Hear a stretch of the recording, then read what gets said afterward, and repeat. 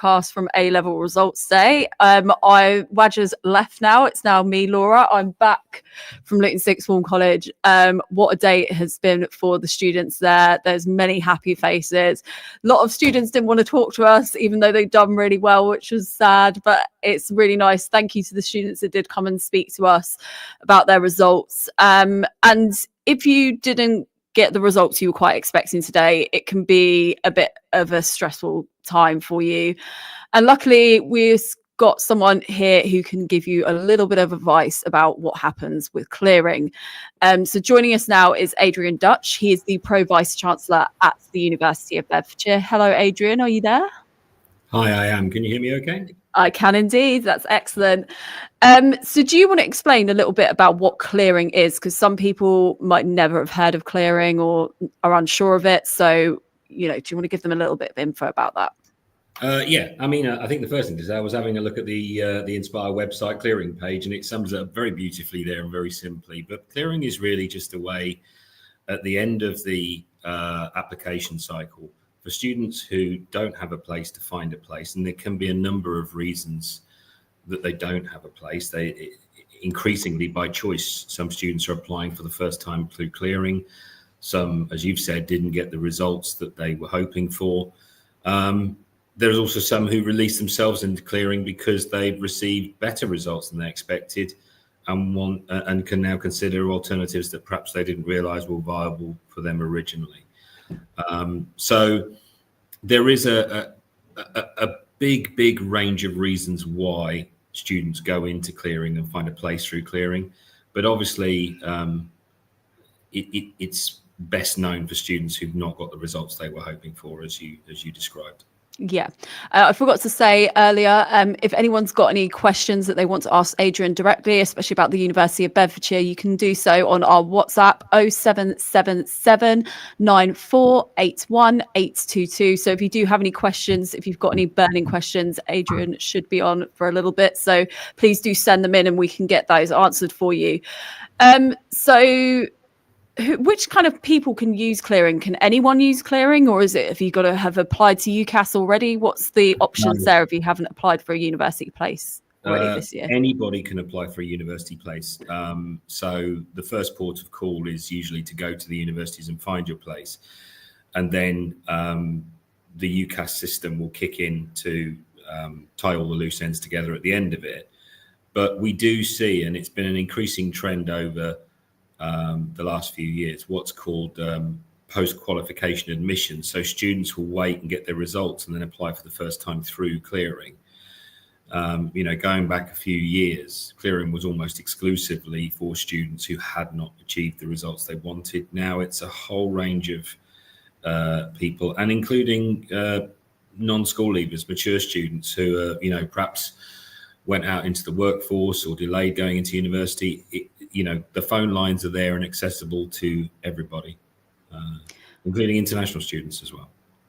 That's great to hear. And so, yeah, that was what I was going to ask you. How can someone that is finding themselves having to go through clearing today or this week, how can they get in contact with the University of Bedfordshire? Is it open? Do they have to come in? What do they need to do to get involved?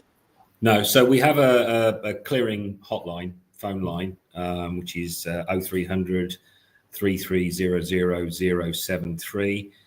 You don't need to write it down, just go to the website. It will be in massive letters on the front page.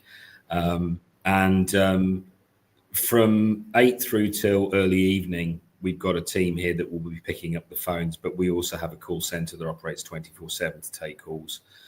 And so what I'd say to anybody who's in this situation and doesn't know what to do, first thing is to not panic. And the second thing is to formulate a plan. Now, you can do that by doing your own research online and looking into what you want to do, or pick up the phone and ask for advice, because every university, including ours, we've got a whole team sitting there waiting to take your call and to help you and advise you. I sound like an old man when I say young people. Young people these days don't like picking up the phone, but it's the one time in your life I would really advise pick up the phone and speak to people, because we're all just there to help you. No judgment, no negatives. No, that's definitely true. You actually, I hope you don't mind me saying, but secured your own university place through Clearing. Can you I tell me a did. little bit about that for you? What was that Yes. like? Obviously, for those who can see this on the live stream, it was many, many years ago. So back in those days, obviously pre-internet, a couple of the national newspapers used to daily print the list of courses and universities that had spaces available. So you'd have to go and buy the paper and then get on the phone and start ringing around to people. The process really hasn't changed. Obviously, the internet's made it easier for people to find courses and to contact universities, but really the process is very, very similar 40 years on. I think that it's always difficult. Obviously, I was in a situation where I'd not got the grades I'd hoped for. And I also hadn't got the grades to get into my insurance choice. So I was starting completely from scratch. I didn't have a local university, so I was always going to be moving away from home. So now I've got no accommodation sorted, no real plans at all. And also what you tend to be surrounded by in the media, if I've just been looking at some of the main news sites for newspapers, it's full of good news stories about A-level results being up and A grades being up. And meanwhile, you're sitting there and not got what you'd hoped for. It's all a massive, fabulous recipe for making you feel lousy if you haven't got what you'd hoped for. 100%. The one thing I would say is that nobody ever talks about it again. It's not going to follow you throughout your studies, your career. When you turn up at university, no one's going to go, are you a clearing student? When you go for a job interview, no one's going to go, were you a clearing student? And the only reason I ever get to talk about being a clearing student is because I deal with clearing now. It's not going to follow you around. It's going to be one day in your life. Mm-hmm. The downside of that is that because it's never talked about again, there isn't a great deal of exemplars of people out there. A lot of people that went to university probably did go through clearing, but it isn't talked about. And if you Google people who are a success and didn't go to university, you'll find examples online. And if you Google people who dropped out of university and were a success, you'll find examples online. But you don't tend to find examples of people who went through clearing simply because it's a one-day thing and it will never be talked about again. So just get through this, get your place and put it behind you, and stop, I think, as well, trying to second guess what might have been if you'd gone somewhere else. Once you've found your place at university, that is the right place for you, and go and make a success of it. That was what I was going to ask as well, is obviously if students find themselves in clearing today and are perhaps having to move away from home, whether it is the University of Bedfordshire, if they're coming in from out of town or whatever, how easy is it to get accommodation at the University of Bedfordshire, for example? Are there still places available for them to be able to move into? So we have two main campuses in Bedford and Luton, and both sites have accommodation available. And we'll run those lists live. So when students call us, whether it's today or in the coming days, we'll be able to tell them whether accommodation is available. Mm-hmm. It will vary massively across towns and cities and universities. Our accommodation is on our own campus, and so there's a greater degree of availability. Some universities, particularly in big cities, don't have necessarily their own accommodation, so they're working with private providers.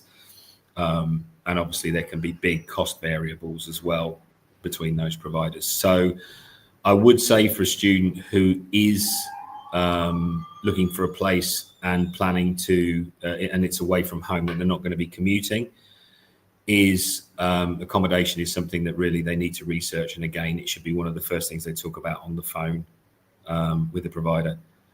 I got dumped by my dad in Sheffield with 2 suitcases and nowhere to live, and I really don't.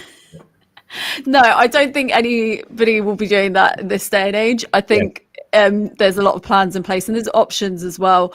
But it's good to hear that the University of Bedfordshire does potentially have places open if people do want to move into accommodation.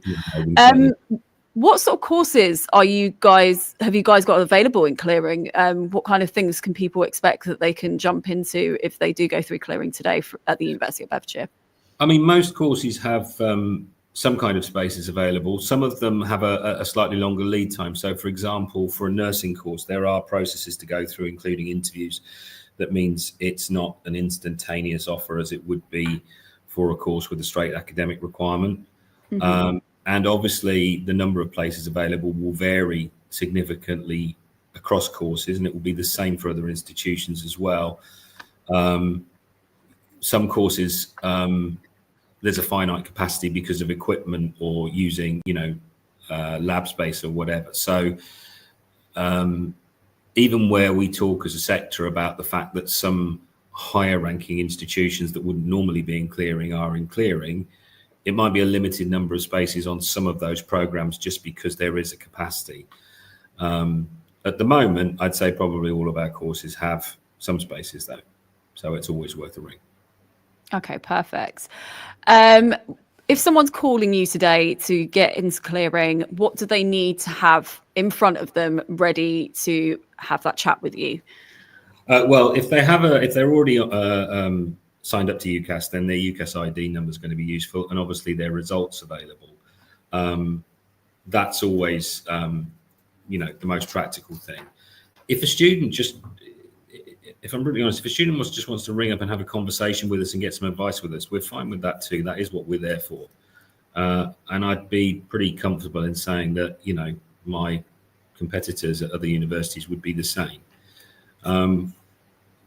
Questions are free, and whether it's about a course or whether it's about the practicalities like accommodation, ringing up and asking questions is by far the best thing to do. But if you've got your results in hand, if you've got your UCAS ID number, then that's always going to be very useful as well. And how can those students that are ringing up today or tomorrow or this week feel confident that they're not being rushed into their decision by universities, whether it's Beds or any other university? Well, I think that's a very interesting question. I would hope that we wouldn't rush any student into making a decision. We have consistently had that approach, not just in clearing, but throughout the whole recruitment cycle and admission cycle, is that where we make offers to students, where we offer scholarships, where we offer anything, they're very transparent, so students can themselves assess whether they'd be eligible for scholarships, eligible for whatever it is that we're offering. And they are not time limited, and they're not predicated on a student making us their firm choice. And the same applies in clearing. Obviously, we would like students to make a decision quickly.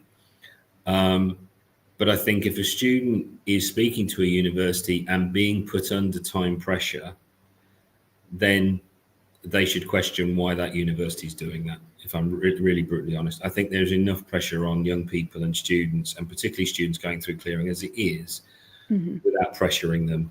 So as far as I'm concerned, if you're talking to us about a place and we make you an offer, take the time and make sure it's right for you. We'll be open this weekend for students to come and see us if they want. We've got an online open day, I think, today for students to come and ask questions as well. We want the university to be the right fit for you, both in terms of, just the vibe of how the campus feels and how it feels to you, but also it's really important that those practicalities are sorted out, that you know how you're getting to campus, that you know where you're going to live. I would say don't be pressured into it. The only exception I would say is obviously where you're going for a course where it would be clear that there is a finite capacity. So if it's, a top ranked institution that wouldn't normally be in clearing and they only have a few places, then yes, there is a legitimate pressure because you have to secure your place. I'm often asked by journalists whether it's a buyer's market this year, and that's a question that comes up every year. And I think by and large it is, but students, are smart enough to understand that the higher ranked the university, the more likelihood is that there is competition for places, and they may have to make that decision quickly. But they shouldn't. This is, for want of a better word, it's a huge purchase. Although the tuition is loan funded, there's a significant living expense and cost of living for 3 or 4 years of study. And that payback period for that loan is 40 years. And so you want that decision to be the right one. And you want it to get you a return on that investment of time and money that you're making. And that's something we've been really determined to do in how we've set ourselves up over particularly the last couple of years, is to make sure that we're worth that time and that money. And, I'd like to think we're confident enough that we don't then push and harry students into making that decision, that if we give them the time, they'll come to the same conclusion. That's excellent to hear. And also, if those students haven't perhaps applied to UCAS before because they weren't sure about getting to uni, they've suddenly got their results, they did better than they thought, and they're thinking now, oh, I really want to go, I'm going to apply through Clearing, they get the place. Is there support as well to help them with the student finance side of things? Because I know that can be quite stressful for a lot of people. Yes, and whether they're coming into it for the first time or whether they are coming into it because their plans have changed, and obviously their finance could change if they'd originally planned to go to a local university and now are going further afield and not living at home, or vice versa. The actual funding can change. So yes, there will be finance teams with us and I'm sure with other universities that will advise students on this. And often students may start without necessarily that full finance in place because it's a very short turnaround for both the student and the student loan company. So again, it's not something to stress over. It's something to come and speak to the universities about, get the support on.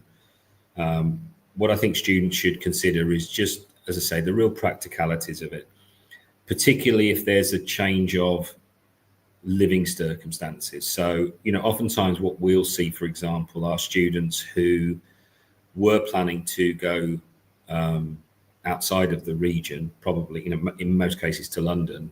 Mm-hmm. And then the reality of the financial impact of trying to live and study in London, particularly recently, starts to hit home, and they make a decision to stay closer to home. And that's why we introduce scholarships for high performing students to actually help with cost of living, so that, brutally speaking, they can concentrate on their studies rather than have not only a student debt, but an overdraft as well if they're going to big cities that are increasingly expensive to live in. Only the student themselves can assess whether that's right for them. We go out there and we put in front of them what we think are things that will appeal and will help them. But every student's an individual and they have to decide that. So for me, I think the thing they should concentrate on more is the practicalities of their own situation. How will they get to campus? Where will they live? Are they going to be able to fully focus on their studies? Because that's what's going to give them the most success. Mm-hmm. All of the other stuff, the student loan funding, the actual process of getting their place, the university is there to support them with. But only the student themselves can decide what's right for them. Definitely.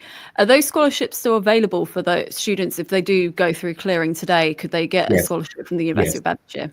Yeah. So again, we've always been very transparent. The scholarships are all listed on the website. We have scholarships for A-level, IB, BTEC Advanced Diploma, University of the Arts Diploma, and Access courses. We have 2 levels. So an Excellence Award for students who get really top grades, mm-hmm. which is £2,500 of cash per year of study. So it can make, that could be in effect half someone's accommodation cost for the year, or a substantial chunk of their traveling costs. And then we have a £500 a year scholarship, which is called a Merit Award, which is based on UCAS points from any qualification. And we've always been very clear, they're not just for Clearing students, and they're also not just for main cycle students. They are for everybody. And we like to be as fair and equitable to every student, regardless of how they come in. Mm-hmm. And are there any misconceptions out there about Clearing that you'd like to, for a better word of it, clear up? Well, I think